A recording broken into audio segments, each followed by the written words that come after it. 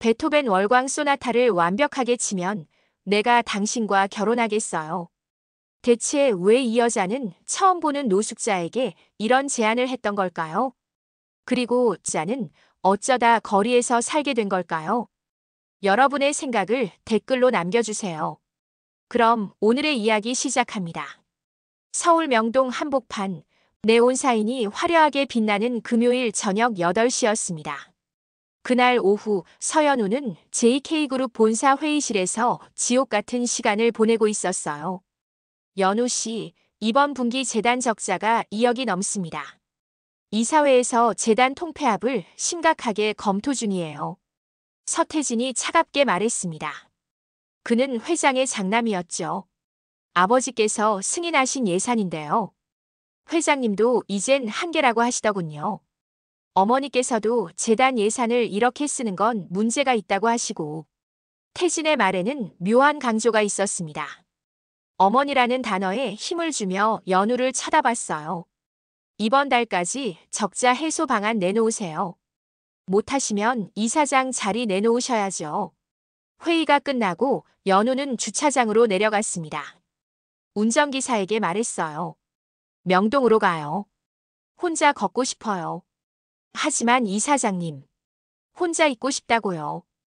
연우의 목소리가 높아졌습니다. 그녀는 차에서 내려 명동 거리로 걸어갔어요.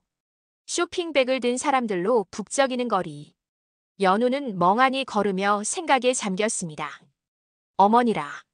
내게는 그런 호칭을 써본 적이 없는데. 아무리 노력해도 나는 그들의 가족이 아니야. 그때 앞에서 냄새가 진동했습니다. 노숙자 한 명이 거리 피아노 옆에 서 있었어요. 43세 강민혁. 낡은 갈색 파카를 입고 더러운 청바지를 걸친 그는 때로 얼룩진 얼굴로 사람들을 피해 서 있었습니다. 연우가 그 앞을 지나가려는 순간 민혁이 무심코 한 발짝 옆으로 비켜섰어요. 그 바람에 연우의 명품 구찌 가방이 민혁의 더러운 팔에 스쳤습니다. 아! 연우가 가방을 확인했습니다. 얼룩이 묻었어요. 이게 뭐예요? 이거 300만 원짜리라고요. 민혁은 황급히 고개를 숙였습니다. 죄송합니다. 죄송하면 다예요. 이거 어떻게 하려고 그래요? 연우의 목소리가 거리에 울렸습니다. 사람들이 쳐다보기 시작했어요. 민혁은 주머니를 뒤져 구겨진 지폐 몇 장을 꺼냈습니다. 이게 제가 가진 전부인데 정말 죄송합니다. 5,000원 2장. 그게 전부였습니다. 연우는 그 돈을 보며 비웃었어요. 1만 원이요? 이걸로 뭘 하라는 거예요? 그녀는 오늘 쌓인 스트레스를 이 노숙자에게 풀고 있었습니다. 거리 피아노가 눈에 들어왔어요. 저기 피아노 보이죠? 네. 피아노 칠 줄이나 알아요? 아니면 구걸만 할 줄 알고. 민혁의 얼굴이 굳었습니다. 주변 사람들이 수군거리기 시작했어요. 야, 저 여자 너무하는 거 아니야? 그래도 노숙자가 가방에 묻혔잖아. 연우는 개의치 않고 계속했습니다. 베토벤이라고 들어봤어요. 피아노 좀 치는 사람이면 다 아는 작곡가인데. 알고 있습니다. 민혁의 목소리는 떨렸지만 어딘가 달랐어요. 연우는 그 차이를 눈치채지 못했습니다. 그래요? 그럼 저기 가서 베토벤 월광 소나타나 한번 쳐봐요. 완벽하게 연주할 수 있으면. 연우는 비웃으며 말을 이었습니다. 제가 아저씨랑 결혼해 줄게요. 어때요? 재벌이랑 결혼하면 인생 역전 아니에요. 주변 사람들이 웃음을 터뜨렸습니다. 와, 저 여자 진짜 독하다. 근데 재벌이 진짜인가? 민혁은 고개를 들어 연우를 바라봤습니다. 그의 눈에는 슬픔과 동시에 묘한 결의가 담겨 있었어요. 못 치실 거면 여기서 사라져요. 보기 싫으니까. 연우의 말에 민혁은 천천히 피아노 쪽으로 걸어갔습니다. 사람들이 스마트폰을 꺼내들기 시작했어요. 누군가 라이브 방송 시작. 이라고 외쳤습니다. 민혁은 피아노 의자에 앉았습니다. 3년 만에 만져보는 건반. 손을 올리자 눈물이 핑 돌았어요. 유진아. 지우야. 서연아, 아빠는 여전히 무너진 인간이야. 하지만 이 순간만큼은 마지막으로 한 번만 연주하게 해줘. 그리고 첫 음이 울려 퍼졌습니다. 따라라랑 따라라랑. 베토벤 피아노 소나타 14번 월광. 일악장의 애절하고 고요한 선율이 명동 거리를 가득 채우기 시작했습니다. 연우의 비웃음이 얼어붙었어요. 그녀의 눈이 커졌습니다. 이건 뭐지? 이것은 단순히 피아노를 칠 줄 아는 수준이 아니었습니다. 완벽한 터치, 정확한 페달링, 그리고 무엇보다 음악에 담긴 깊은 감정. 웃고 있던 사람들의 표정이 순식간에 변했어요. 누군가는 입을 다물지 못했고 누군가는 눈물을 흘리기 시작했습니다. 민혁의 손가락이 건반 위를 춤추듯 움직였습니다. 더러운 장갑과 때 묻은 손톱에도 불구하고 그의 연주는 마치 링컨 센터에서 듣는 것처럼 완벽했어요. 이 악장으로 넘어가자 템포가 빨라졌습니다. 민혁의 온몸이 음악과 하나가 되었죠. 눈물이 그의 뺨을 타고 흘러내렸지만 손은 멈추지 않았습니다. 그리고 3악장. 격정적이고 빠른 선율이 폭포수처럼 쏟아져 내렸습니다. 구경하던 사람들이 점점 더 많아졌어요. 50명, 100명. 어느새 거리가 멈춰선 것처럼 조용해졌습니다. 연우는 그 자리에 얼어붙어 있었습니다. 그녀의 가방이 바닥에 떨어졌지만 신경 쓰지 못했어요. 온몸에 전율이 일었습니다. 대체 이 사람은 누구지? 마지막 음이 울려 퍼졌습니다. 땅. 여운이 거리에 퍼져나갔고 3초간의 정적이 흘렀습니다. 그리고 짝, 짝짝짝짝. 한 남자가 먼저 박수를 치기 시작했어요. 그러자 주변 사람들이 일제히 일어서며 박수를 치기 시작했습니다. 브라보, 브라보. 대박이다. 완전 소름. 결혼, 결혼, 결혼. 함성과 박수가 쏟아졌습니다. 사람들이 연우를 바라보며 소리쳤어요. 약속 지켜야죠. 제발 언니 결혼해줘요. 연우는 당황했습니다. 얼굴이 창백해졌어요. 평소 같으면 침착하게 대응했을 텐데 오늘은 감정 조절이 안 됐습니다. 저기.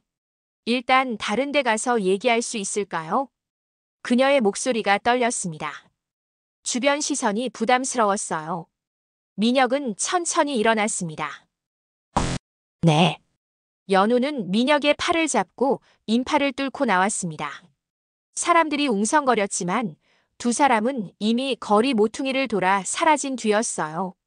명동역 근처의 한 조용한 공원. 벤치에 나란히 앉은 두 사람. 밤 공기는 차가웠지만 침묵은 더 차가웠습니다. 연우는 숨을 고르며 입을 열었어요. 어떻게 그렇게 연주를 잘하세요? 민혁은 대답하지 않았습니다. 그저 허공을 바라보고 있었어요.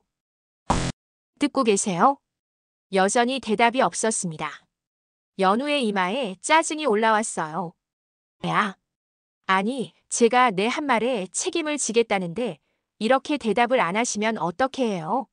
민혁이 천천히 고개를 돌렸습니다. 결혼은 쉽게 할 수 있는 게 아니잖아요.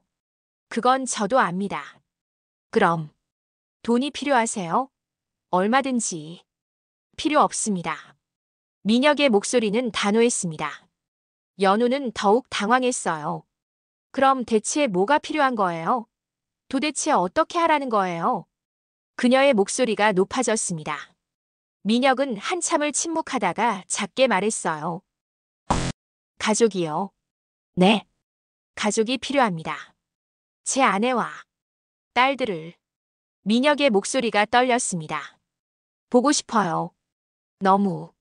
너무 보고 싶어요.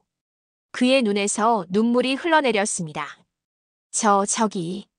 결혼은 그게 아니고. 연우가 당황하며 말을 더듬었습니다. 민혁이 고개를 저었어요. 그런 게 아니라 제 아내와 딸들, 제 진짜 가족을 말하는 겁니다. 2010년 서울 한 아파트 거실. 28세의 민혁이 피아노 앞에 앉아 있었습니다. 옆에는 갓 태어난 쌍둥이 딸들을 안고 있는 아내 유진이 있었어요. 여보, 애들 봐. 아빠 연주 듣고 잠들었어. 유진이 행복하게 웃었습니다. 민혁은 아내와 딸들을 바라보며 미소 지었어요. 우리 이렇게만 행복하게 살자. 응? 당연하지. 평생 함께 할 거야. 그들은 서로를 껴안았습니다. 2010년 6월 모스크바 차이콥스키 콩쿠르. 무대 위에 선 민혁. 검은색 연미복을 입은 그는 꽃다발을 안고 환하게 웃고 있었습니다. 2위 수상자 대한민국의 강민혁. 폭풍 같은 박수. 기립박수. 민혁의 얼굴에는 환희가 가득했어요. 그날 밤 호텔에서 아내에게 전화를 걸었습니다. 여보, 나 2위 했어. 정말. 오빠 대단해. 축하해. 이제 우리 걱정 없어. 공연 제의가 엄청 많이 들어올 거야. 민혁의 목소리는 흥분으로 가득 차 있었습니다. 2011년 민혁의 집. 유진은 혼자 쌍둥이를 돌보고 있었습니다. 기저귀를 갈고 밥을 먹이고 재우고 휴대폰이 울렸습니다. 민혁에게서 온 문자였어요. 여보 미안, 런던 공연 연장됐어. 다음 주에도 못 들어갈 것 같아. 유진의 얼굴에 그림자가 드리웠습니다. 2012년 같은 집. 지우가 비틀거리며 걷기 시작했습니다. 엄마, 엄마. 유진이 달려가 딸을 안았습니다.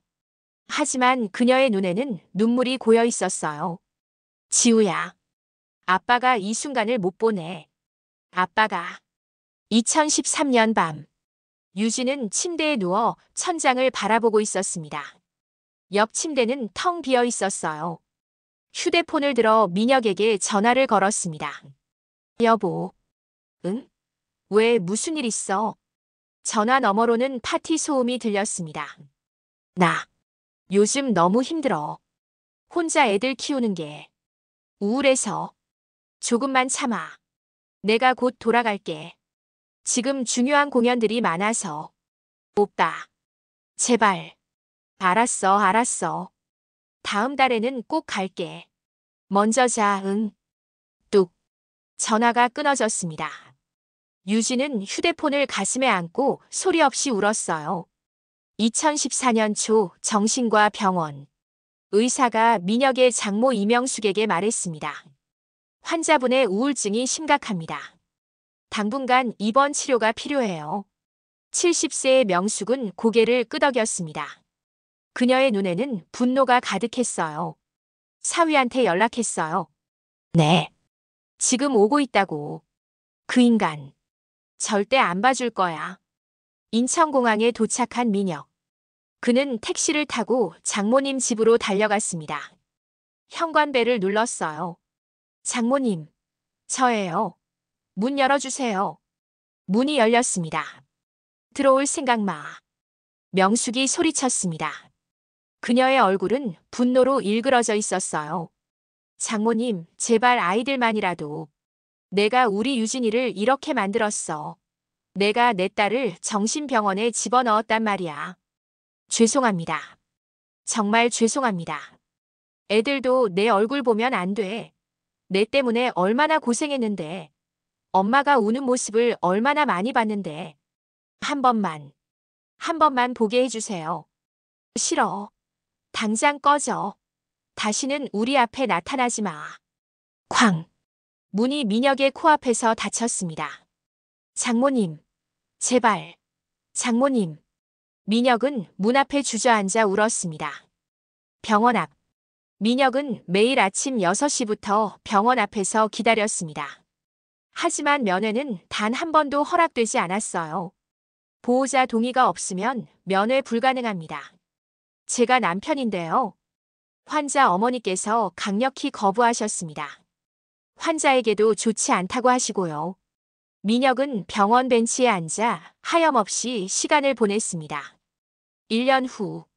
민혁의 통장 잔고 48,000원. 그는 월세방에서도 쫓겨났습니다. 2년 후. 민혁은 명동 뒷골목 박스에서 잠을 자고 있었습니다. 더러운 옷, 떨리는 손, 텅 빈 눈빛. 나는 가족을 지킬 자격이 없어. 이렇게 사는 것도 자격이 없어. 그렇게 3년이 됐습니다. 민혁이 말을 마쳤습니다. 공원은 고요했어요. 연우의 눈에는 눈물이 가득했습니다. 그녀는 입술을 깨물며 눈물을 참았어요. 나랑 똑같잖아. 사랑하는데 받아주지 않는 그 고통. 강민혁 씨. 연우가 떨리는 목소리로 말했습니다. 제가 선생님 가족이 다시 만날 수 있게 도와드릴게요. 네. 시간이 얼마나 걸릴지는 모르겠어요. 하지만 천천히 하나씩 시작해봐요. 연우는 가방에서 명함을 꺼냈습니다. 저는 JK복지재단 이사장이에요. 우리 재단에 어려운 아이들을 돕는 프로그램이 있어요. 음악 치료 프로그램이요. 민혁이 연우를 바라봤습니다. 다음 주 월요일부터 재단으로 출근해 주세요. 그곳에서 아이들에게 음악을 가르치면서 선생님도 가족과 함께 할 수 있는 방법을 같이 찾아봐요. 저 같은 사람이 선생님이 변할 수 있다는 걸 보여주는 거예요. 아이들을 진심으로 대하고 책임감 있게 일하는 모습을요. 그게 쌓이면 장모님도 아이들도 마음을 여실 거예요. 민혁은 한참을 고민했습니다. 그의 손이 떨렸어요. 이게 마지막 기회일지도 몰라. 하겠습니다. 좋아요. 연우가 봉투를 꺼냈습니다. 50만 원 들어있어요. 옷 사시고 목욕탕도 가세요. 월급은 250만 원, 숙소도 제공합니다. 민혁의 눈에서 눈물이 흘러내렸습니다. 감사합니다. 정말 감사합니다. 연우는 일어서며 말했어요. 월요일 오전 10시 명함에 적힌 주소로 와주세요. 그녀가 떠나려는데 민혁이 불렀습니다. 이사장님. 네. 왜? 저를 도와주시는 거예요. 연우는 잠시 침묵했습니다. 그리고 작게 말했어요. 저도 가족의 사랑이 어떤 건지 알고 싶거든요. 그녀는 더 이상 말하지 않고 공원을 나갔습니다. 민혁은 벤치에 앉아 명함과 봉투를 꼭 쥐었어요. 유진아, 지우야, 서연아, 아빠가 다시 돌아갈게. 꼭. 월요일 오전 9시 50분. 서울 마포구에 위치한 JK복지재단 건물 3층. 민혁은 새로 산 흰색 셔츠와 검은색 면바지를 입고 복도를 걷고 있었습니다. 깨끗하게 잘린 머리, 면도한 얼굴. 완전히 다른 사람처럼 보였어요. 강민혁 선생님이시죠? 55세 여성이 환하게 웃으며 다가왔습니다. 단정한 정장을 입은 그녀는 따뜻한 인상이었어요. 네, 맞습니다. 저는 박미경이라고 해요. 이 재단의 원장입니다. 이사장님한테 많이 들었어요. 아, 네. 잘 부탁드립니다. 미경이 민혁을 음악실로 안내했습니다. 이사장님이 선생님을 정말 신뢰하세요. 사실 이사장님이 누군가를 그렇게 적극적으로 추천하신 건 처음이거든요. 그런가요? 네. 이사장님 아시잖아요. 겉으로는 차가워 보이지만 속은 누구보다 따뜻하신 분이세요. 미경의 말에 민혁은 고개를 끄덕였습니다. 그런데 선생님. 미경이 목소리를 낮췄어요. 혹시 이사장님이 왜 재단 일을 그렇게 열심히 하시는지 아세요? 아니요. 이사장님. 어렸을 때부터 가족한테 제대로 사랑받지 못하고 자라셨어요. 네. 자세한 건 제가 말씀드릴 수 없지만 이사장님은 38년 동안 진짜 가족의 사랑이 뭔지 모르고 자라셨어요. 그래서 이렇게 사랑받지 못한 아이들을 도우려고 하시는 거죠. 미경의 목소리에 안타까움이 묻어났습니다. 그리고 선생님 처음 만난 날 말이에요. 사실 그날 이사장님 정말 힘드셨어요. 무슨 일이? 회사에서 이사장님을 힘들게 하는 분들이 계세요. 그날도 회의에서 많이 공격받으셨거든요. 이사장님이 명동에 가신 것도 그 스트레스 때문이었어요. 민혁은 그제야 이해했습니다. 그래서 그렇게 예민하셨구나. 이사장님도 선생님한테 정말 미안해하세요. 그날 너무 무례하게 굴었다고요. 근데 이사장님 성격상 직접 말씀은 못 하실 거예요. 강한 모습을 보여야 하는 자리라서요. 미경이 씁쓸하게 웃었습니다. 그래서 제가 대신 말씀드리는 거예요. 이사장님 이해해 주세요. 그분도 많이 외로운 분이에요. 네. 알겠습니다.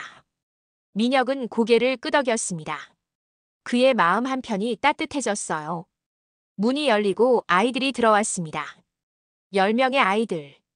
6살부터 12살까지. 어떤 아이는 호기심 어린 눈으로 민혁을 바라봤고 어떤 아이는 경계하는 표정이었죠.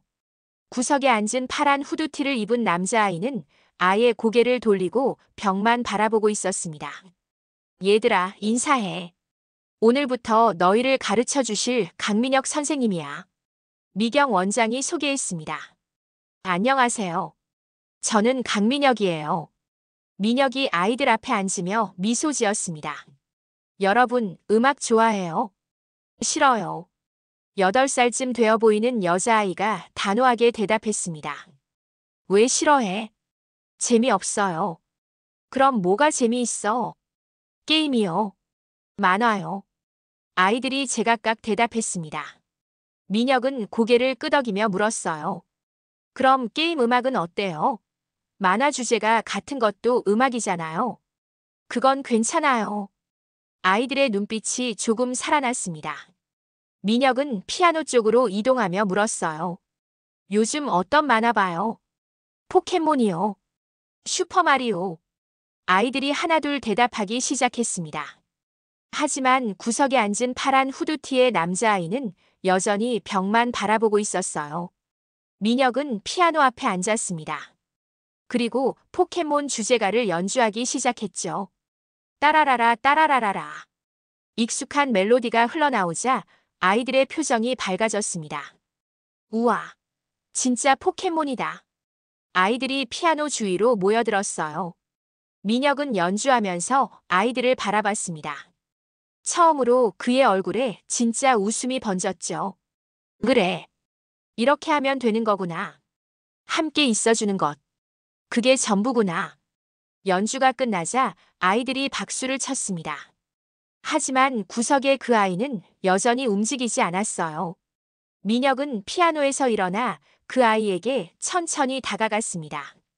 10살쯤 되어 보이는 남자아이. 후드를 깊이 눌러쓰고 있었고 무릎을 껴안은 채 몸을 웅크리고 있었죠. 안녕, 내 이름은 강민혁이야. 너는? 아이는 대답하지 않았습니다. 민혁은 아이 옆에 조심스럽게 앉았어요. 음악 싫어해? 여전히 대답이 없었습니다. 민혁은 아이를 재촉하지 않고 그냥 함께 앉아 있었어요. 다른 아이들이 신기하게 바라봤습니다. 선생님, 준호는 말을 안 해요. 8살 여자아이가 말했습니다. 준호구나. 이름이 참 좋다. 민혁이 부드럽게 말했습니다. 준호의 몸이 살짝 움직였어요.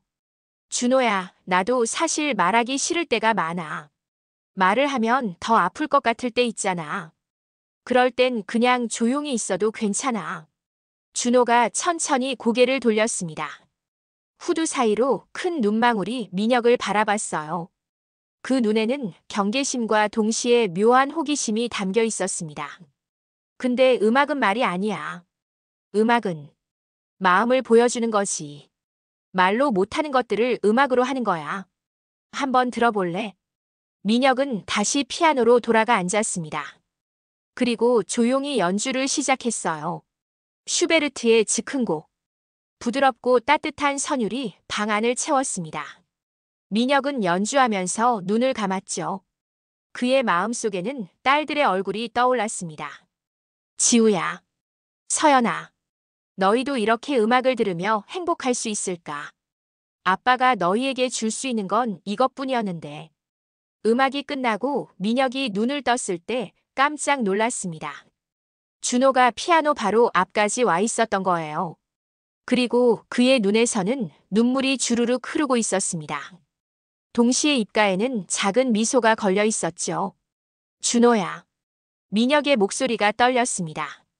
준호는 손을 뻗어 피아노 건반을 조심스럽게 만졌어요. 그리고 한 음을 눌렀습니다. 땅. 맑은 음이 울렸습니다. 다른 아이들이 숨을 죽이고 지켜봤어요. 미경 원장은 문 옆에서 손으로 입을 막고 있었습니다. 좋아? 민혁이 물었습니다. 준호가 고개를 끄덕였어요. 그리고 처음으로 입을 열었습니다. 예쁘다. 작고 떨리는 목소리였지만 분명한 한마디였습니다. 방 안의 모든 아이들이 환호성을 질렀어요. 준호가 말했어요. 선생님, 대박이에요. 민혁은 눈시울이 뜨거워졌습니다. 그는 준호의 손을 잡았어요. 그래, 예쁘지? 우리 같이 더 예쁜 소리 만들어 볼까? 준호가 다시 고개를 끄덕였습니다. 민혁은 준호를 피아노 의자에 앉히고 옆에 함께 앉았죠. 그리고 아주 간단한 음을 가르쳐 주기 시작했습니다. 도레미. 준호의 손가락이 건반을 누를 때마다 그의 얼굴에는 점점 더 큰 미소가 번졌어요. 다른 아이들도 하나둘 피아노 주변으로 모여들었습니다. 그날 오후 6시 수업이 끝나고 아이들이 모두 돌아갔습니다. 민혁은 피아노 앞에 앉아 멍하니 창밖을 바라보고 있었어요. 연우가 문을 열고 들어왔습니다. 미경 원장님한테 들었어요. 준호가 말을 했다면서요? 네. 그 아이가 3개월 만이에요. 진짜 대단하세요. 연우가 미소 지으며 말했습니다. 민혁은 고개를 저었어요. 제가 뭘 한 게 아니라 그냥 옆에 있어줬을 뿐이에요. 그게 가장 어려운 거예요. 연우가 민혁 옆에 앉았습니다. 무슨 생각하세요? 제 아이들이 생각났습니다. 지우와 서연이. 제가 저 아이들한테는 이렇게 해줬어야 했는데. 그의 목소리가 갈라졌습니다. 선생님. 연우가 단호하게 말했습니다. 과거는 바꿀 수 없어요. 하지만 지금부터는 바꿀 수 있죠. 여기 아이들에게 진심으로 대하는 모습을 보여주세요. 그게 쌓이면 장모님도 아이들도 선생님의 변화를 믿게 될 거예요. 할 수 있을까요? 할 수 있어요. 오늘 준호를 보셨잖아요. 진심은 통해요. 연우의 말에 민혁은 천천히 고개를 끄덕였습니다. 3개월이 흘렀습니다. 민혁은 재단에서 성실하게 일했어요. 아이들은 그를 정말 좋아했고 특히 준호는 민혁을 그림자처럼 따라다녔습니다. 준호는 이제 짧은 문장으로 대화할 수 있게 됐고 간단한 동요를 피아노로 칠 수 있게 됐죠. 어느 목요일 저녁 민혁은 연우와 함께 재단 옥상에서 서울 야경을 바라보고 있었습니다. 선생님, 많이 밝아지셨어요. 네. 아이들이 웃으면 저도 행복해지더라고요. 그럼 이제 준비된 거 아닐까요? 연우의 말에 민혁이 고개를 돌렸습니다. 준비요? 가족을 다시 만날 준비요. 민혁의 손이 멈췄습니다. 그는 한참을 침묵하다가 입을 열었어요. 무서워요. 거절당할까봐. 아이들이 저를 미워할까봐. 시도해보지도 않고 어떻게 알아요? 3개월 전의 선생님과 지금의 선생님은 완전히 다른 사람이에요. 아이들도 그걸 느낄 거예요. 연우의 격려에 민혁은 천천히 고개를 끄덕였습니다. 해보겠습니다. 금요일 오후 3시 30분.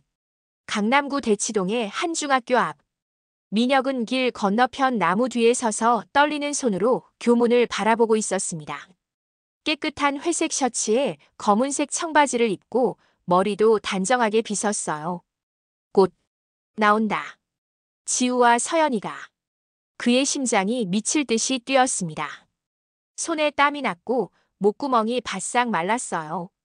땡땡땡. 종이 울렸습니다. 학생들이 우르르 쏟아져 나오기 시작했어요. 교복을 입은 중학생들, 초등학생들. 그리고 민혁은 그들을 봤습니다. 14살 쌍둥이 지우와 서연. 둘 다 키가 훌쩍 컸고 지우는 긴 생머리를 묶고 있었어요. 서연은 짧은 머리에 안경을 쓰고 있었죠. 두 아이는 다른 친구들과 함께 걸어 나오고 있었습니다. 저게 내 딸들이구나. 민혁의 눈에서 눈물이 흘러내렸습니다. 그는 길을 건너려고 발을 내디뎠어요. 그때 고급 승용차 한 대가 학교 앞에 멈췄습니다. 그리고 그 차에서 한 여성이 내렸어요. 이명숙, 70세, 민혁의 장모. 지우야, 서연아. 명숙이 손을 흔들었습니다.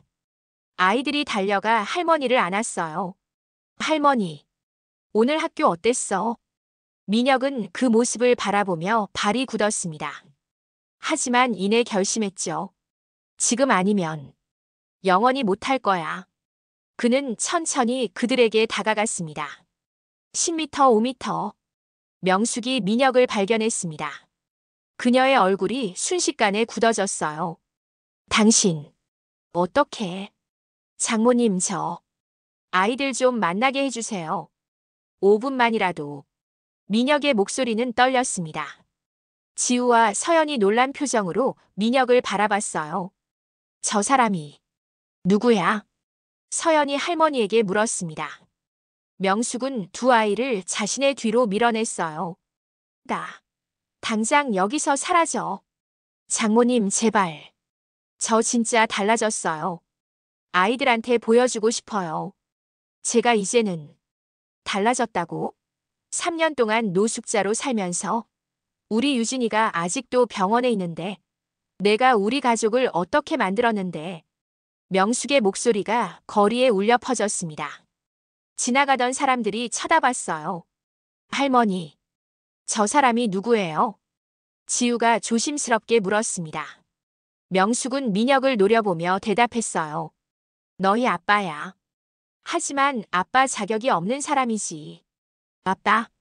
두 아이의 눈이 커졌습니다. 지우는 민혁을 위아래로 훑어봤어요. 서연은 할머니의 옷을 꽉 붙잡았습니다. 아빠가 아니야. 아빠는 죽었어. 지우가 차갑게 말했습니다. 그 말에 민혁의 가슴이 무너져 내렸어요. 지우야. 아빠가 미안해. 정말 미안해. 민혁이 무릎을 꿇었습니다. 학교 앞 인도에 많은 사람들이 보는 앞에서 그의 이마가 바닥에 닿았어요. 한 번만 기회를 주세요. 제가 변했다는 걸 보여드릴게요. 안 돼. 명숙이 소리쳤습니다. 아빠는 너희들을 사랑한 적이 없어. 너희 엄마가 죽어가는데도 해외에서 피아노나 치고 있던 사람이야. 그런 사람이 무슨 아빠야. 그 말에 민혁의 몸이 무너져 내렸습니다. 그는 바닥에 엎드린 채 소리 없이 흐느꼈어요. 지우는 그런 민혁을 차갑게 바라봤습니다. 하지만 서연은 조금 다른 표정이었어요. 그의 눈에는 혼란과 함께 묘한 감정이 담겨 있었습니다. 가자. 저 사람 쳐다보지도 마. 명숙이 아이들의 손을 잡고 차에 태웠습니다. 차가 출발하면서 지우는 창밖을 보지도 않았지만 서연은 고개를 돌려 바닥에 엎드린 민혁을 바라봤어요. 차가 사라지고 민혁은 홀로 남았습니다. 그는 인도 한가운데 무릎을 꿇고 앉아 있었어요. 노란 은행잎이 그의 주변에 떨어졌습니다. 지나가는 사람들이 힐끗힐끗 쳐다봤지만 아무도 다가오지 않았죠. 민혁은 얼굴을 두 손으로 가리고 오열했습니다. 어깨가 심하게 떨렸어요. 아빠는 너희들을 사랑한 적이 없어. 장모의 말이 머릿속에서 계속 울렸습니다. 그게 아니야. 나는 너희를 사랑했어. 정말 사랑했는데 방법을 몰랐어. 미안해. 해가 지고 어둠이 내렸습니다. 거리에 가로등이 켜졌어요. 민혁은 여전히 그 자리에 앉아 있었습니다. 그때 누군가가 그의 어깨에 손을 올렸습니다. 선생님, 연우였습니다. 그녀도 눈이 빨개져 있었어요. 일어나세요. 오늘은 안 된 거예요. 하지만 포기하면 안 돼요. 저는 자격이 없어요. 자격은 만들어가는 거라고 했잖아요. 한 번에 안 되면 두 번, 세 번. 계속하는 거예요. 연우가 민혁을 일으켜 세웠습니다. 그는 비틀거리며 일어났어요. 갈 수 있으세요? 네. 두 사람은 천천히 걸어갔습니다. 민혁의 뒤에는 무릎 꿇었던 자리에 젖은 얼룩이 남아 있었어요. 그날 밤 민혁은 재단 숙소 침대에 누워 천장을 바라봤습니다. 서연아, 너만이라도 아빠를 기억하는 것 같았어. 눈빛이 달랐어. 희미한 희망이었지만 그것만으로도 충분했습니다. 다시 시도할 거야. 포기하지 않을 거야. 2주가 지났습니다. 민혁은 재단에서 일을 계속했지만 예전 같은 밝은 모습은 아니었어요. 아이들을 가르칠 때는 웃었지만 혼자 있을 때면 창밖만 멍하니 바라봤습니다. 어느 화요일 오전 연우의 사무실. 이사장님, 큰일 났어요. 미경 원장이 급하게 들어왔습니다. 그녀의 얼굴은 창백했어요. 무슨 일이세요? 서태진 상무님이 회계 감사를 요청했어요. 재단 장부를 전부 뒤지겠대요. 연우의 얼굴이 굳었습니다. 이유가 뭔데요? 재단 운영비 중 일부가 용도 불명으로 처리됐다고. 하지만 이사장님, 우리는 모든 지출을 정확하게 기록했잖아요. 서류는 다 있죠? 그게 어제 사무실에 도둑이 들었어요. 아무것도 안 가져갔는데 서류 보관함만 뒤져졌어요. 연우는 즉시 이해했습니다. 오빠가 서류를 없앤 거야. 오늘 오후 2시에 이사회가 소집됐어요. 이사장님께서 직접 해명하셔야 한대요. 연우는 입술을 깨물었습니다.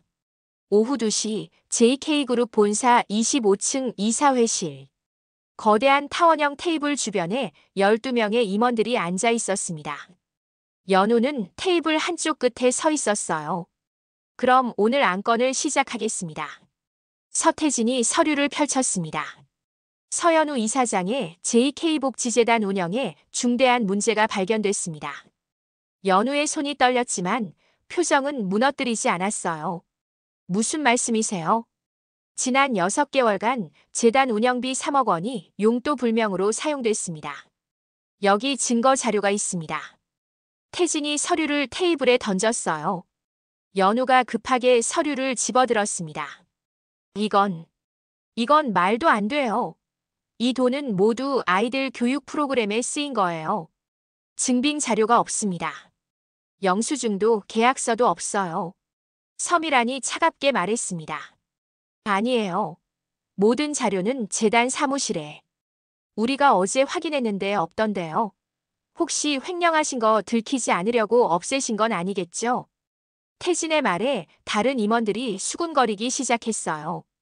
이사장님, 설마. 연우의 얼굴이 창백해졌습니다. 그녀는 즉시 깨달았어요. 계획적이었어. 서류를 없애고 나를 범인으로 만들려는. 회장님께서도 심각하게 보고 계십니다. 이사장 자리에서 물러나시는 게 좋겠습니다. 태진이 단호하게 말했습니다. 잠깐만요. 연우가 떨리는 목소리로 말했습니다. 저한테 시간을 주세요. 제가 증명할게요. 그 돈이 어디에 쓰였는지. 증거도 없이 어떻게 증명하시려고요? 증인이 있어요. 순간 연우의 머릿속에 민혁이 떠올랐습니다. 강민혁 선생님. 그분이 증인이에요. 재단에서 무슨 일이 일어났는지 전부 아세요. 태진이 비웃었습니다.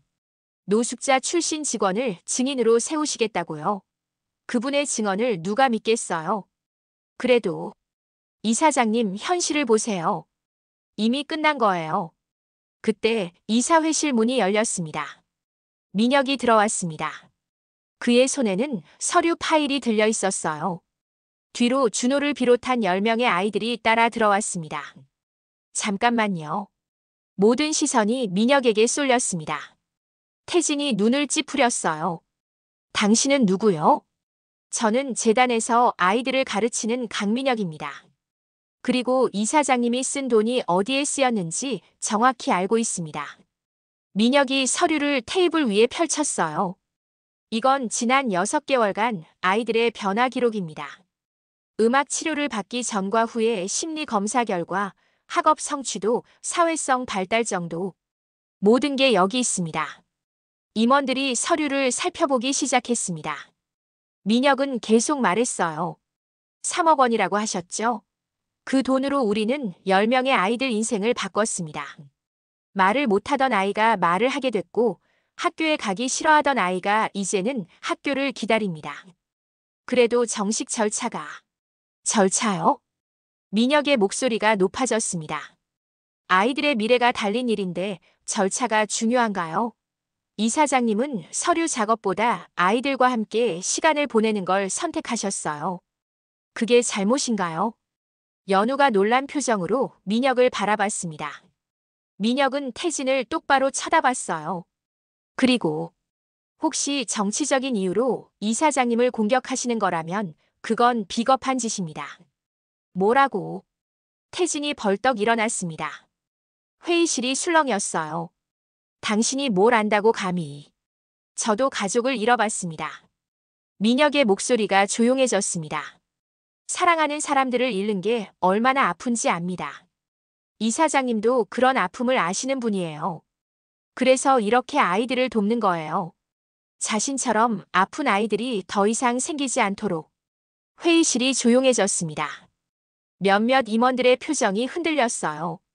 준호가 한 걸음 앞으로 나왔습니다. 저는 준호예요.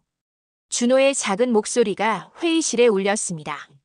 저는 말을 못했어요. 3년 동안 임원들이 숨을 죽이고 준호를 바라봤습니다.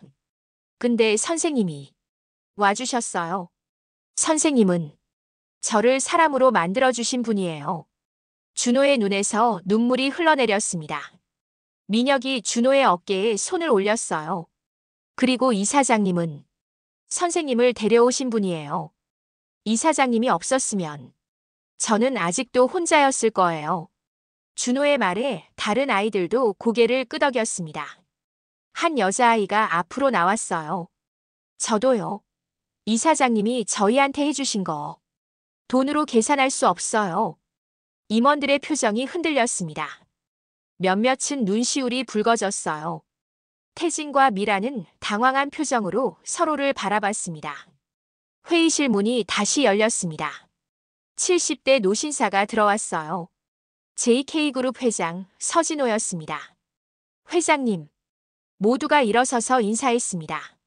진호는 천천히 걸어와 아이들을 바라봤어요. 방금 밖에서 다 들었네. 그는 연우를 바라보며 미소를 지었습니다. 연우야, 잘했어. 아버지. 연우의 눈에서 눈물이 쏟아졌습니다. 진호는 태진과 미란을 차갑게 바라봤어요.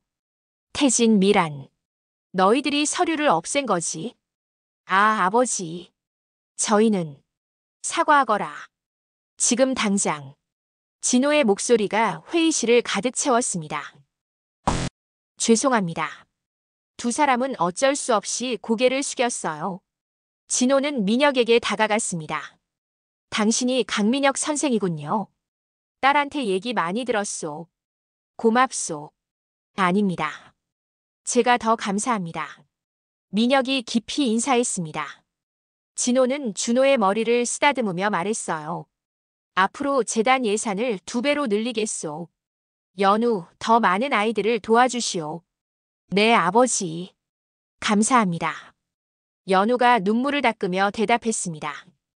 아이들이 환호성을 질렀어요. 와, 우리 이겼다. 회의는 그렇게 끝났습니다. 임원들이 하나둘 나가고 연우와 민혁 그리고 아이들만 남았어요. 선생님, 정말 감사해요. 선생님이 아니었으면. 아닙니다. 당연한 일을 한 것뿐이에요.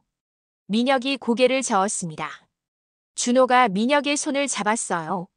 선생님, 우리가 도와드린 거예요. 그럼 준호 덕분에 이겼어. 민혁이 준호를 안아 올렸습니다. 아이들이 둘러싸며 웃었죠. 그날 밤 민혁의 숙소. 민혁은 침대에 앉아 창밖을 바라보고 있었습니다. 휴대폰이 울렸어요. 연우에게서 온 문자였습니다. 선생님, 오늘 정말 고마워요. 선생님 덕분에 재단을 지킬 수 있었어요. 그리고 이제 정말 준비된 것 같아요. 가족에게 다시 다가갈 준비. 민혁은 문자를 읽으며 미소 지었습니다. 그럴까요? 정말 준비가 된 걸까요? 그는 서랍에서 편지지를 꺼냈습니다. 그리고 펜을 들어 쓰기 시작했어요. 지우야, 서연아. 아빠는 너희한테 할 말이 정말 많단다. 2주가 지났습니다. 민혁은 매일 밤 편지를 썼어요. 지우와 서연에게. 하지만 한 번도 보내지 못했습니다. 주소를 몰랐거든요. 어느 금요일 저녁 연우가 민혁을 찾아왔습니다. 선생님, 제안이 하나 있어요. 무슨 제안이죠? 우리 재단에서 작은 음악회를 열려고 해요. 후원자들을 초대해서 아이들의 발전된 모습을 보여주는 거죠. 좋은 생각이네요.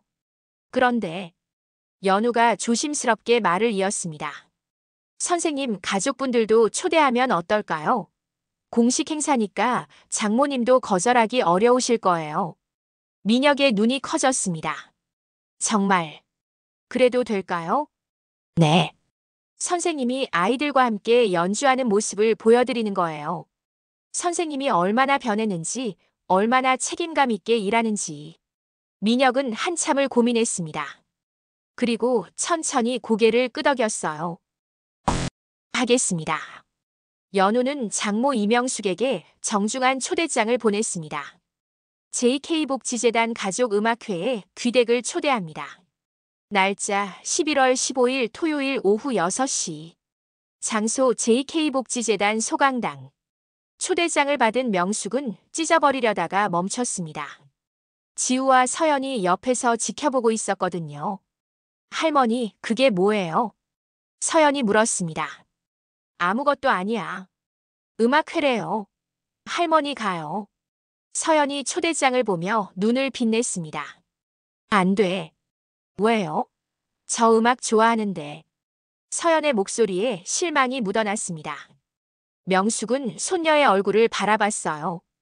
이 아이가 음악을 좋아하다니. 그 인간을 닮은 건가? 생각해 볼게. 11월 15일 토요일 오후 4시. 재단 소강당에는 50여 개의 의자가 놓여 있었습니다. 무대 위에는 피아노와 여러 악기들이 준비되어 있었어요. 민혁과 아이들은 리허설을 하고 있었습니다. 준호야, 이 부분에서는 조금 더 부드럽게. 네, 선생님. 아이들의 얼굴은 긴장과 설렘으로 가득했습니다. 연우가 무대로 올라왔어요. 선생님, 초대장은 보냈어요. 댁에 직접 우편으로요. 뭘까요? 모르죠. 하지만 선생님이 할 수 있는 건 다 하는 거예요. 민혁은 고개를 끄덕였습니다. 그의 손이 떨렸어요. 오후 6시 공연 시작 30분 전. 객석에 사람들이 하나둘 들어오기 시작했습니다. 아이들의 부모님들, 재단 후원자들. 하지만 민혁이 기다리는 사람들은 보이지 않았어요. 무대 뒤에서 민혁은 창문을 통해 입구를 계속 바라봤습니다. 제발, 제발 와줘. 6시 20분. 여전히 보이지 않았습니다. 6시 25분. 준호가 민혁의 손을 잡았어요. 선생님 괜찮아요. 우리가 있잖아요. 민혁은 준호를 안아주며 억지로 웃었습니다. 그래, 고마워. 6시 30분 공연이 시작됐습니다. 연우가 무대에 올라 인사말을 했어요. 안녕하세요, 여러분. 오늘은 우리 아이들이 그동안 연습한 곡들을 들려드리려고 합니다. 6개월 전만 해도 악기를 만져본 적 없던 아이들이에요. 하지만 한 분의 훌륭한 선생님을 만나서 여기까지 왔습니다. 박수가 터져 나왔습니다. 아이들이 무대로 올라왔어요. 첫 곡은 동요 3집 악이었습니다. 아이들이 서툴지만 열심히 연주했죠. 객석에서는 따뜻한 박수가 쏟아졌어요. 두 번째 곡, 세 번째 곡. 민혁은 무대 뒤에서 객석을 힐끔힐끔 쳐다봤습니다. 여전히 그들은 오지 않았어요. 역시 안 오는 거구나. 그의 가슴이 무너져 내렸습니다. 마지막 곡 차례가 됐습니다. 민혁이 무대로 올라갔어요. 마지막 곡은 제가 직접 작곡한 곡입니다. 제목은 아빠가 너희에게 주지 못한 시간들입니다. 객석이 조용해졌습니다. 민혁은 피아노 앞에 앉았고 4명의 아이들이 그의 양옆에 섰어요. 피아노 선율이 흐르기 시작했습니다. 부드럽고 슬프고 그러면서도 따뜻한 곡이었어요. 아이들이 작은 타악기로 박자를 맞췄습니다. 민혁은 연주하면서 눈을 감았습니다. 그의 눈에서 눈물이 흘러내렸어요. 지우야, 서연아, 아빠가 너희랑 놀이터에서 놀아주지 못한 시간들, 자전거 가르쳐주지 못한 시간들, 학교 입학식에 함께하지 못한 시간들, 모두 여기 담았어. 곡이 끝나고 조용한 박수가 흘러나왔습니다. 민혁은 일어서서 객석을 향해 고개를 숙였어요. 그때 객석 맨 뒤쪽, 문 옆 벽에 기댄 채 두 명의 아이가 서 있었습니다. 지우와 서연이었습니다. 그들은 안으로 들어오지 않고 문 밖에서 공연을 지켜보고 있었어요. 두 아이 모두 눈가가 젖어 있었습니다. 특히 서연은 손으로 입을 막고 조용히 흐느끼고 있었어요. 민혁은 그들을 발견했습니다. 심장이 멎는 것 같았어요. 왔구나. 왔어. 그는 무대에서 내려와 객석 뒤쪽으로 천천히 걸어갔습니다. 아이들과 관객들이 그의 뒤를 바라봤어요. 민혁이 문에 가까워지자 지우가 서연의 손을 잡아당겼습니다. 가자. 두 아이는 돌아서서 복도로 나갔어요. 민혁이 문을 열고 복도로 나갔을 때 그들은 이미 계단을 내려가고 있었습니다. 지우야, 서연아. 민혁이 뛰어갔습니다. 하지만 1층 로비에 도착했을 때 그들은 건물 밖으로 나가고 있었어요. 주차장에 명숙이 차 옆에 서 있었습니다. 아이들이 차에 타려는 순간 민혁이 외쳤어요. 서연아. 서연이 멈췄습니다. 그녀는 천천히 고개를 돌렸어요. 민혁과 눈이 마주쳤습니다. 민혁은 멀리서 두 손을 모아 절을 했습니다. 깊고 긴 절이었어요. 고마워. 와줘서. 정말 고마워. 그의 목소리는 멀어서 들리지 않았지만 서연은 아빠의 입모양을 읽을 수 있었습니다. 서연의 눈에서 눈물이 주르륵 흘러내렸습니다. 그녀는 작게 고개를 끄덕였어요. 지우가 재촉했습니다. 명숙이 서연을 차에 태웠어요. 차가 출발했습니다. 하지만 이번에는 달랐습니다.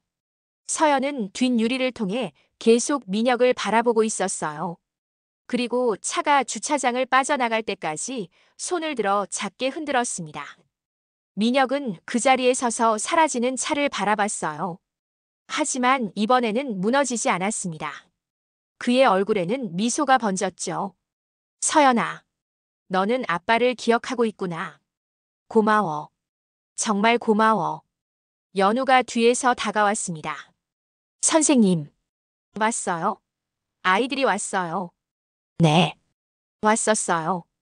잘하셨어요. 조금씩 다가가는 거예요. 민혁은 눈물을 닦으며 고개를 끄덕였습니다. 그날 밤 차 안. 명숙은 백미러로 뒷좌석의 손녀들을 바라봤습니다. 서연은 창밖을 보며 계속 눈물을 닦고 있었어요. 서연아. 할머니. 아빠가. 서연의 목소리가 떨렸습니다. 아빠가 정말 달라진 것 같아요. 아까 연주하는 모습. 아이들 보는 눈빛.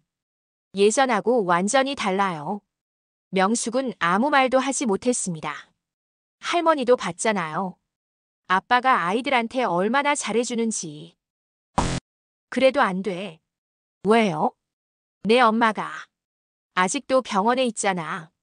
그럼 엄마한테 물어보면 안 돼요? 엄마는 뭐라고 하실까요?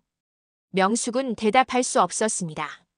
사실 지난 6개월 동안 유진의 상태는 많이 좋아졌거든요. 의사는 곧 퇴원할 수 있을 거라고 했습니다. 정말 저 인간이 변한 걸까? 명숙은 혼란스러웠습니다. 그로부터 일주일 후 금요일 저녁 7시 민혁은 아이들과 함께 재단 3층 음악실에서 연습을 하고 있었어요. 자, 다시 한번. 준호야, 시작. 아이들이 즐겁게 악기를 연주하고 있었습니다. 창밖으로는 어둠이 내리고 있었죠. 그때 1층에서 비명소리가 들렸습니다. 불이야. 불. 민혁이 문을 열고 복도로 나갔습니다. 계단 쪽에서 검은 연기가 피어오르고 있었어요. 애들아, 빨리 나와. 서둘러. 아이들이 놀라서 방에서 나왔습니다. 민혁은 재빨리 아이들의 수를 세었어요. 하나, 둘, 셋, 여덟. 준호, 민서, 어디 있어? 민혁이 다시 방 안으로 뛰어들어갔습니다.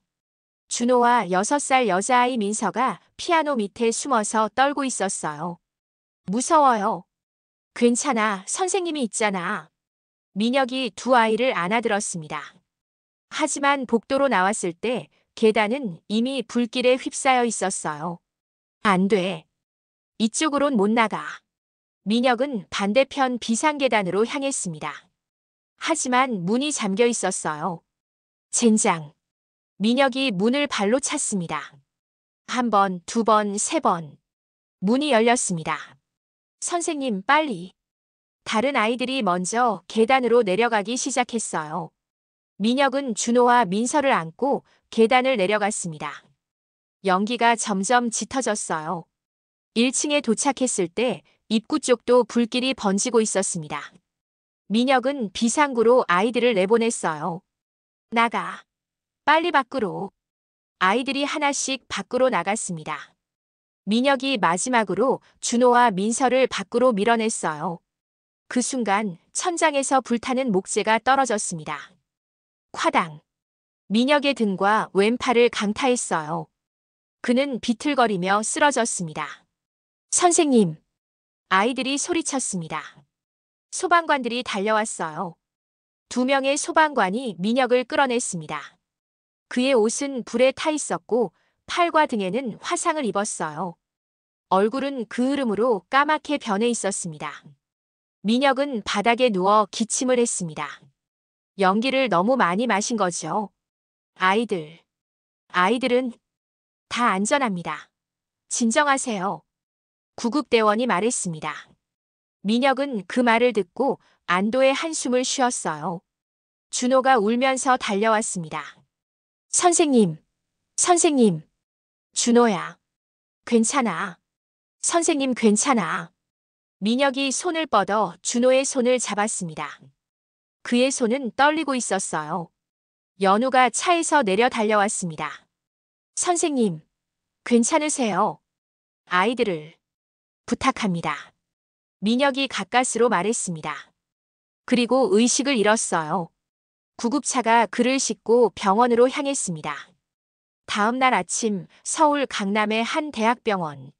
민혁은 병실 침대에 누워 있었습니다. 양팔에는 붕대가 감겨 있었고 등에도 큰 화상을 입어 붕대가 감겨 있었어요. 얼굴에도 작은 화상 자국이 있었습니다. 산소 마스크를 쓰고 있었어요. 연우가 침대 옆 의자에 앉아 있었습니다. 그녀는 밤새 잠을 못 잔 듯 눈이 충혈되어 있었어요. 오전 10시쯤 병실 문이 조심스럽게 열렸습니다. 명숙이 들어왔습니다. 그녀의 뒤로 지우와 서연이 따라 들어왔어요. 연우가 놀라서 일어났습니다. 어떡해? 뉴스에서 봤어요. 명숙이 조용히 말했습니다. 그녀의 목소리는 떨리고 있었어요. 아이들을 구했다면서요? 네. 10명 모두 무사합니다. 명숙은 천천히 침대로 다가갔습니다. 민혁을 내려다보는 그녀의 눈에 눈물이 맺혔어요. 지우와 서연도 침대 옆으로 왔습니다.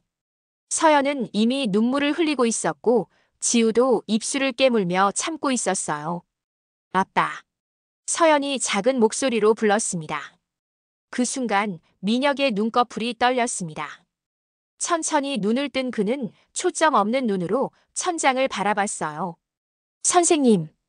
연우가 손을 잡았습니다. 민혁이 고개를 돌렸어요. 그리고 그들을 봤습니다. 명숙, 지우, 서연. 민혁의 눈이 커졌습니다. 꿈인가 싶어 눈을 감았다가 다시 떴어요. 그들은 여전히 거기 있었습니다. 장모님, 지우, 서연. 민혁의 목소리는 산소 마스크 때문에 작고 울먹였어요. 서연이 참지 못하고 침대로 달려들었습니다. 아빠. 으앙. 서연이 민혁의 가슴에 얼굴을 묻고 울기 시작했어요. 민혁은 떨리는 손으로 서연의 머리를 쓰다듬었습니다. 서연아. 미안해. 아빠가. 정말 미안해. 지우는 침대 옆에 서서 눈물을 흘리고 있었어요. 그녀는 여전히 다가오지 못했습니다. 하지만 그녀의 눈빛은 더 이상 차갑지 않았어요. 명숙이 민혁을 바라보며 입을 열었습니다. 그녀의 목소리는 떨렸어요. 당신, 정말 변했군요. 장모님, 3년 전에는 자식들보다 피아노가 더 중요한 사람이었는데, 이제는 모르는 아이들을 위해 목숨까지 거는구요. 명숙의 목소리에서 분노가 사라졌습니다. 대신 복잡한 감정이 담겨 있었어요. 미안합니다. 제가 너무 늦게 깨달았습니다. 아니에요. 제가 너무 당신을 미워했어요. 당신도 아팠을 텐데. 명숙이 천천히 앉았습니다. 그리고 민혁의 손을 잡았어요. 우리 유진이 많이 좋아졌어요. 다음 달에 퇴원해요. 정말, 정말요? 민혁의 목소리가 떨렸습니다. 네. 의사 선생님이 그러시더군요. 이제 가족과 함께 살 수 있을 거라고. 감사합니다. 정말, 정말 감사합니다. 민혁은 더 이상 참을 수 없었습니다. 소리내어 울기 시작했어요. 지우가 한 발짝 다가왔습니다. 아빠. 민혁이 고개를 돌려 지우를 바라봤어요. 지우야. 나 아직도 무서워요. 아빠가 또 떠날까봐. 지우의 목소리가 떨렸습니다. 안 떠나. 절대로. 절대로 안 떠나. 아빠는 이제 어디도 안 가. 평생. 평생 너희 곁에 있을 거야. 민혁의 말에 지우의 눈에서 눈물이 쏟아졌습니다. 그녀는 마침내 침대로 다가와 민혁의 손을 잡았어요. 약속해요. 진짜로 약속해요. 약속해. 아빠가 약속할게. 민혁은 두 딸의 손을 꼭 쥐었습니다. 명숙도 그 손 위에 자신의 손을 올렸어요. 연우는 그 모습을 지켜보며 조용히 방을 나갔습니다. 복도에서 그녀는 벽에 기대어 눈물을 닦았어요. 선생님, 정말 잘하셨어요. 이제 행복하세요. 그날 오후 병실. 민혁은 진통제 때문에 잠들어 있었습니다. 지우와 서연은 침대 옆 의자에 앉아 아빠를 지켜보고 있었어요. 명숙은 복도에서 연우와 마주쳤습니다. 이사장님, 제가 감사 인사를 드려야겠네요. 아니에요. 제가 한 게 없는데요. 민혁이를 찾아주셨잖아요. 그리고 변할 수 있게 도와주셨고요. 명숙이 깊이 고개를 숙였습니다. 사실, 저도 알고 있었어요. 민혁이가 매일 병원 앞에서 기다렸다는 거. 비가 오나 눈이 오나 그 자리에 있었다는 거. 그런데 제가 너무 화가 나 있었어요. 내 딸이 그렇게 아픈데 그 원인을 제공한 사람을 용서할 수가 없었어요. 명숙의 목소리가 떨렸습니다. 하지만 오늘 뉴스에서 민혁이가 아이들을 구하는 걸 봤어요. 자기 목숨을 걸고서. 그 순간 알았어요. 이 사람이 정말 변했다는 걸. 장모님, 이사장님 고마워요. 우리 가족을 되찾게 해주셔서. 명숙이 연우의 손을 잡았습니다. 연우는 눈물을 참으며 고개를 끄덕였어요. 6개월이 흘렀습니다. 12월 24일 크리스마스 이브. JK복지재단 앞에는 재단 크리스마스 음악회라는 현수막이 걸려 있었습니다. 건물은 화재 이후 완전히 수리되어 더욱 깨끗해졌고 입구에는 크리스마스 장식들이 가득했어요. 민혁은 깔끔한 검은색 정장을 입고 입구에 서서 손님들을 맞이하고 있었습니다. 그의 팔에는 아직 화상 자국이 남아 있었지만 얼굴에는 환한 미소가 가득했어요.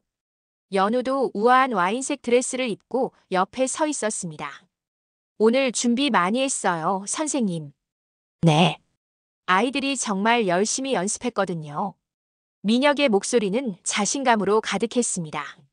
한 대의 차가 도착했습니다. 명숙이 내렸고 그 뒤로 지우와 서연이 내렸어요. 그리고 민혁의 아내 강유진이 보였습니다. 42세의 유진은 여전히 야윈 얼굴이었지만 눈빛은 맑았어요. 그녀는 지팡이를 짚고 천천히 걸어왔습니다. 민혁이 달려가 아내를 부축했습니다. 여보, 오느라 힘들었지? 괜찮아요. 애들 공연 보러 왔는걸요. 유진이 미소 지으며 대답했습니다. 민혁은 그녀의 손을 꼭 잡았어요. 고마워.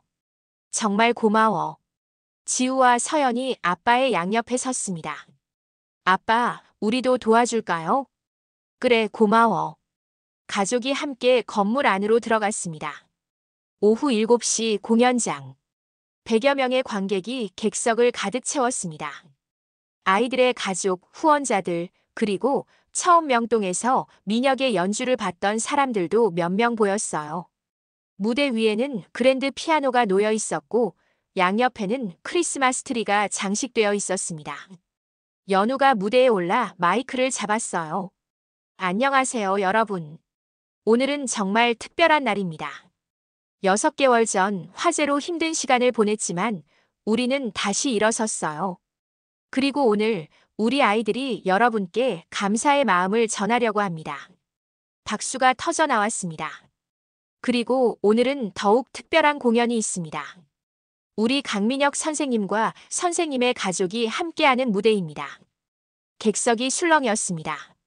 민혁이 무대로 올라왔고 그 뒤로 지우와 서연이 따라 올라왔어요. 안녕하세요. 민혁이 인사했습니다. 그의 목소리는 떨렸지만 힘이 있었어요. 오늘 제 두 딸과 함께 연주하게 됐습니다. 이 순간이 얼마나 소중한지 말로 표현할 수가 없네요. 지우와 서연이 민혁의 양옆에 앉았습니다.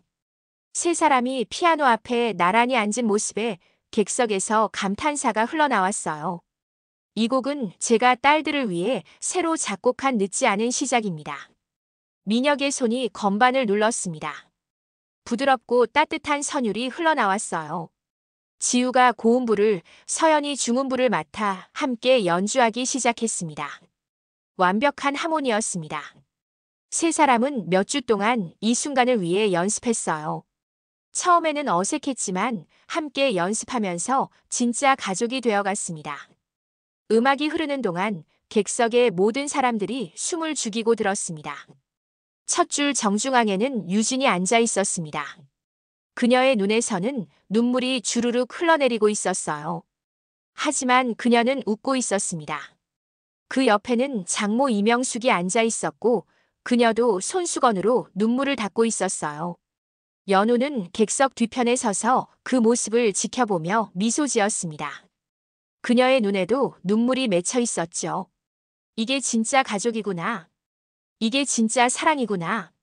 곡이 끝나갈 무렵 템포가 점점 빨라졌습니다. 세 사람의 손이 건반 위를 춤추듯 움직였어요. 마지막 음이 울려 퍼졌습니다. 땅. 여운이 공연장을 가득 채웠습니다. 3초간의 정적. 그리고 폭발적인 박수가 터져 나왔습니다. 브라보. 와. 모든 사람들이 일어서서 박수를 쳤습니다. 기립박수였어요. 준호를 비롯한 재단 아이들도 앞줄에서 손뼉을 치며 환호했습니다. 민혁은 두 딸을 꼭 안았습니다. 고마워. 너희와 함께해서 정말 행복해. 우리도 행복해요, 아빠. 서연이 아빠의 목에 매달렸습니다. 지우도 망설이지 않고 아빠를 안았어요. 무대에서 내려온 민혁은 곧장 유진에게로 갔습니다. 그는 아내 앞에 무릎을 꿇고 손을 잡았어요. 여보, 미안해. 정말 미안해. 이제부터는 매일매일 당신 곁에 있을게. 약속해. 알아요. 저도. 용서했어요. 우리 다시 시작해요. 유진이 민혁의 뺨을 쓰다듬었습니다. 두 사람의 이마가 맞닿았어요. 지우와 서연이 엄마와 아빠를 감싸 안았습니다. 네 명이 하나가 되어 껴안고 있는 모습에 객석의 많은 사람들이 눈물을 흘렸습니다. 명숙도 다가와 그들을 안았어요. 우리 이제 진짜 가족이에요. 장모의 말에 모두가 고개를 끄덕였습니다. 공연이 끝나고 로비에서 작은 파티가 열렸습니다. 민혁은 아이들과 함께 케이크를 자르고 있었어요. 준호가 민혁의 옷을 잡아당겼습니다. 선생님, 행복해요? 응, 정말 행복해. 준호 덕분이야. 제 덕분이요? 그래. 준호가 선생님한테 진짜 사랑이 뭔지 가르쳐 줬잖아. 함께 있는 것, 기다려주는 것, 포기하지 않는 것. 그게 사랑이더라. 민혁이 준호의 머리를 쓰다듬었습니다. 연우가 다가왔습니다. 선생님, 다음 달부터 정식으로 재단 음악치료 프로그램 총괄 디렉터로 임명됐어요. 축하해요. 정말요? 감사합니다, 이사장님. 제가 감사하죠. 선생님 덕분에 재단이 여기까지 왔어요. 연우가 민혁의 어깨에 손을 올렸습니다. 그리고 선생님. 연우의 목소리가 작아졌습니다. 저도 선생님한테 배웠어요. 진짜 가족이 뭔지, 사랑이 뭔지. 민혁은 연우를 바라봤습니다. 이사장님도 곧 찾으실 거예요. 이사장님의 가족을. 그럴까요? 당연하죠. 이사장님은 누구보다 따뜻한 분이니까요. 연우는 눈물을 참으며 고개를 끄덕였습니다. 그날 밤 늦게 민혁은 재단 옥상에 올라갔습니다. 서울 야경이 한눈에 보였어요. 빌딩들의 불빛이 반짝이고 멀리 한강도 보였습니다. 유진이 옆에 섰습니다. 여기 있었네요. 여보, 걸을 수 있어. 지팡이 짚으면 괜찮아요. 유진이 민혁 옆에 섰습니다. 민혁은 아내의 어깨를 조심스럽게 감싸 안았어요. 미안해. 정말 미안해. 이제 그만해요. 이제는 앞만 보기로 했잖아요. 고마워. 용서해줘서. 저도 고마워요. 돌아와줘서. 두 사람은 서울 야경을 바라보며 서 있었습니다. 여보. 응? 3년 전 제가 이 거리 어딘가에서 노숙하고 있을 때요. 그때는 인생이 끝났다고 생각했어요. 더 이상 희망이 없다고요. 지금은요? 지금은 이제야 시작인 것 같아요. 진짜 인생이요. 민혁이 아내를 바라보며 미소 지었습니다. 명성도 박수도 중요하지 않더라고요. 당신이랑 밥 먹고 아이들이랑 피아노 치고 그냥 그런 평범한 일상이 가장 소중한 거더라고요. 유진이 민혁의 손을 꼭 잡았습니다. 우리 이제 행복하게 살아요. 정말 행복하게. 응.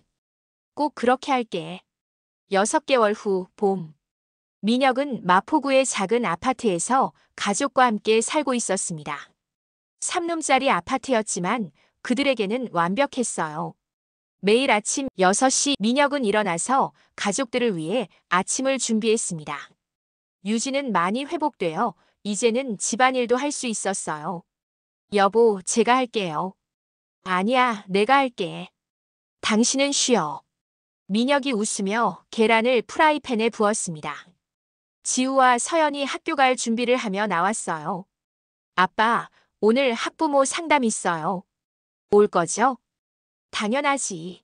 아빠가 꼭 갈게. 약속이에요. 약속. 아침 식사를 하는 동안 가족은 오늘 있었던 일들을 이야기했습니다. 사소한 일상이었지만 그 어떤 순간보다 소중했어요. 식사 후 민혁은 재단으로 출근했습니다. 그는 이제 25명의 아이들을 가르치고 있었어요. 재단은 확장되어 더 많은 아이들을 돕고 있었습니다.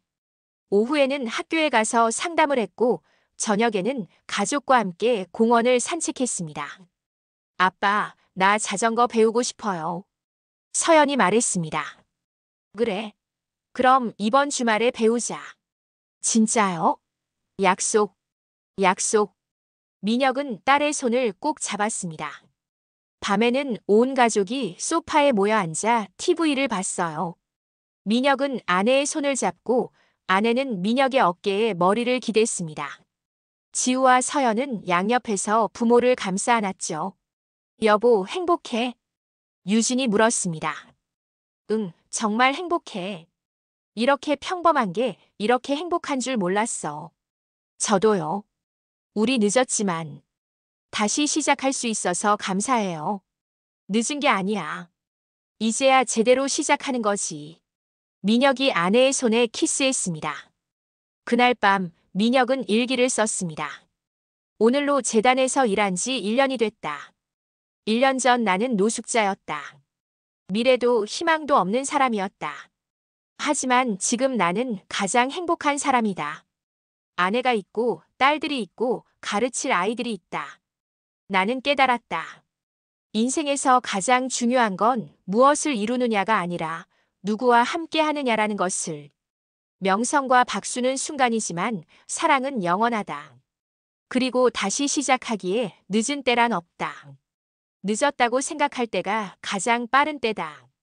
나는 43년을 헤맸지만 이제 남은 인생은 제대로 살 것이다. 가족과 함께, 사랑하는 사람들과 함께. 그것이 내가 찾은 진짜 행복이다. 민혁은 일기장을 덮고 창밖을 바라봤습니다. 봄밤의 달이 밝게 빛나고 있었어요. 그는 미소를 지으며 침대로 돌아가 아내 옆에 누웠습니다. 잘 자, 여보. 잘 자요. 두 사람은 손을 꼭 잡고 잠이 들었습니다. 에필로그 2년 후 JK복지재단은 서울 전역에 5개의 지부를 오픈했습니다. 강민혁은 음악치료 프로그램 전국 총괄 디렉터가 되어 더 많은 아이들을 돕고 있었어요. 준호는 이제 13살이 됐고 중학교에 다니며 학교 오케스트라에서 피아노를 치고 있었습니다. 그는 여전히 민혁을 찾아와 함께 연주했어요. 지우와 서연이는 18살이 되어 고등학교 3학년이 되었어요. 지우는 음악대학 진학을 준비하고 있었고 서연이는 작곡가를 꿈꾸고 있었어요. 유진은 완전히 회복되어 재단에서 자원봉사자로 일하고 있었습니다. 어느 토요일 가족은 함께 명동에 나왔습니다.